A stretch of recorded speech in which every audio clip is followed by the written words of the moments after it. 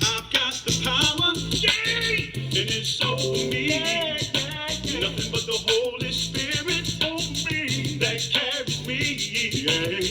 I've got the power, and it's over me. Nothing but the Holy Spirit, yeah, that carries me. I've got the power, and it's over me. Nothing but the Holy Spirit, that carries me.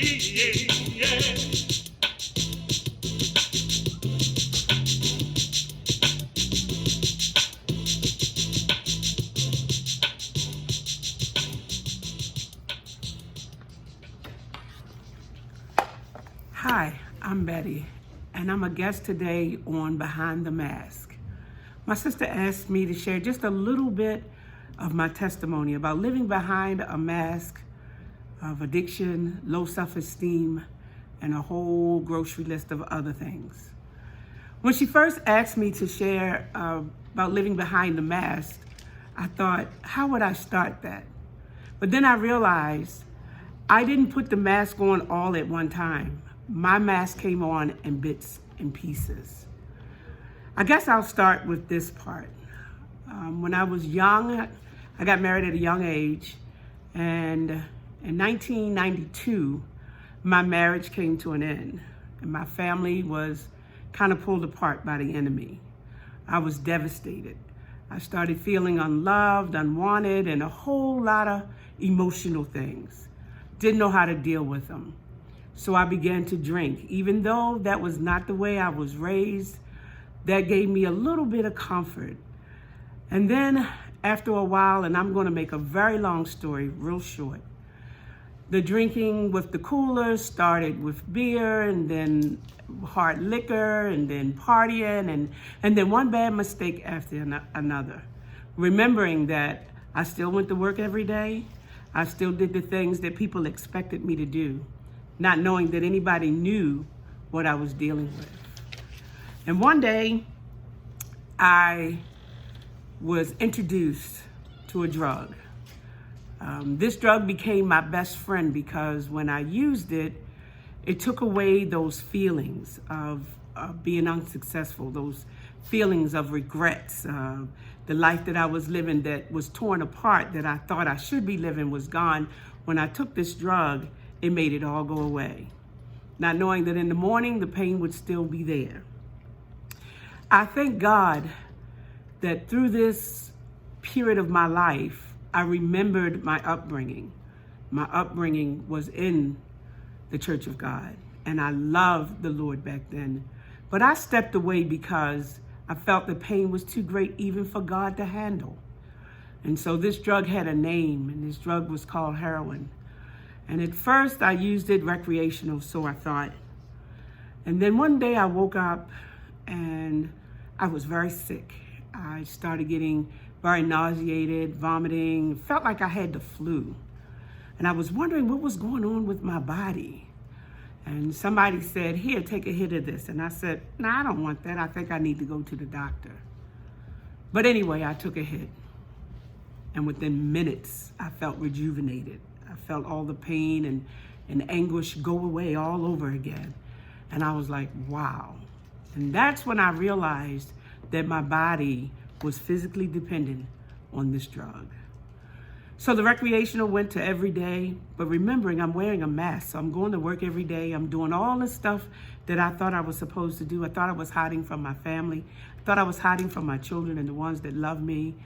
I thought that if I just kept it to myself, I could live my life out with this. And then when I go through pain, I would just use my best friend, which was that drug. But living that life and living behind a mask, something that God didn't create us to do, it got very difficult. You know, I was not destined to do that. The Bible says that in Ephesians, we were predestined to walk up before the foundation of the Lord.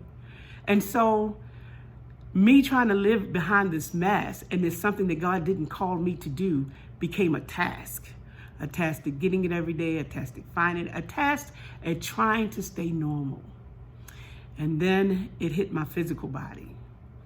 And the breath that God breathed into me one day, was leaving my body. And I remember it very clearly. It was on February 11th, 1999. I was home. I was in my mom's basement because at this point I had lost everything. I had lost my house. I had lost my car. The only thing I did have was my job.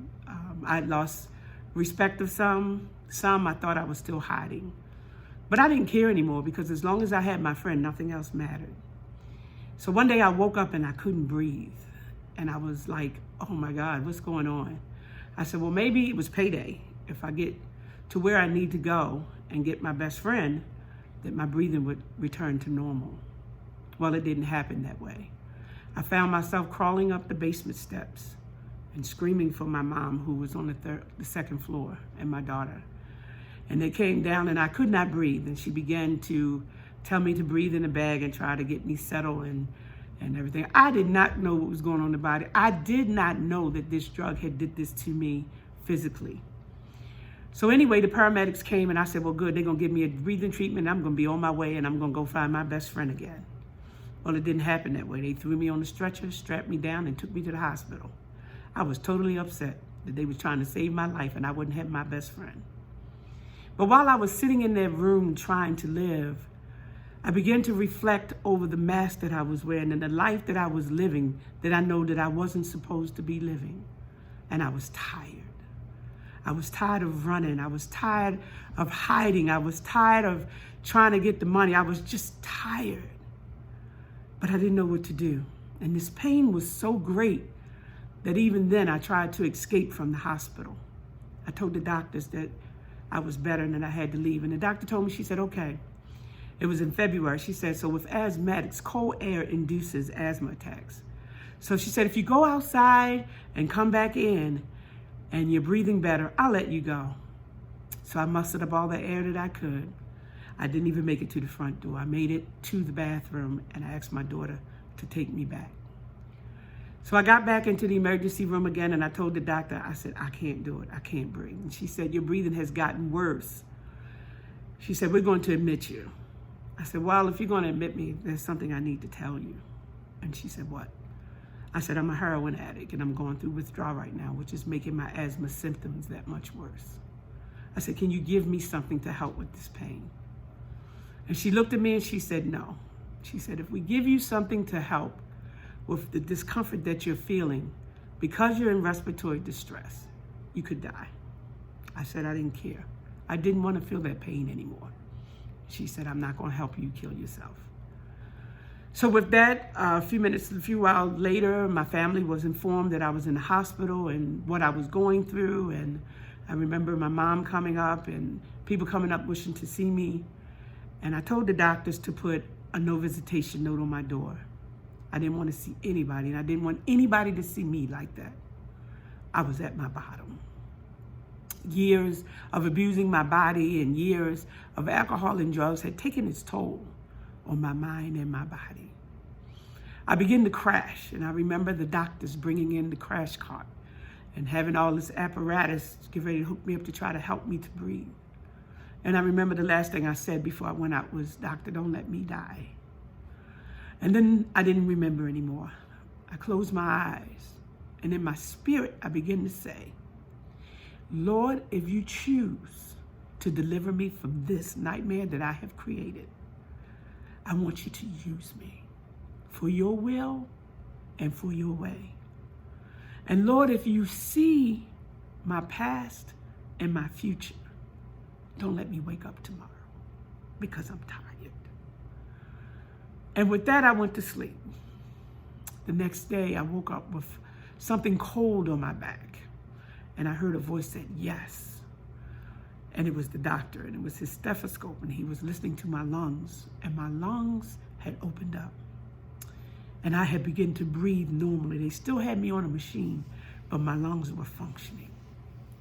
God had delivered me. I remember the words that I told God when I thought I was dying. And I said, God, I want you to use me. That was 20 years ago. And this day, I have been free from the bondage of addiction for over 20 years. God has used my ministry to speak to those that are suffering from depression, low self-esteem, those that have things that they had in their past that they seem they can't deal with, regrets that you're never going to have a do-over for. All you're going to be able to do is move on. I remember the God that I was introduced as a child. And I thank God he didn't let me go. He didn't fail me. He held on to me even though I felt I was nothing.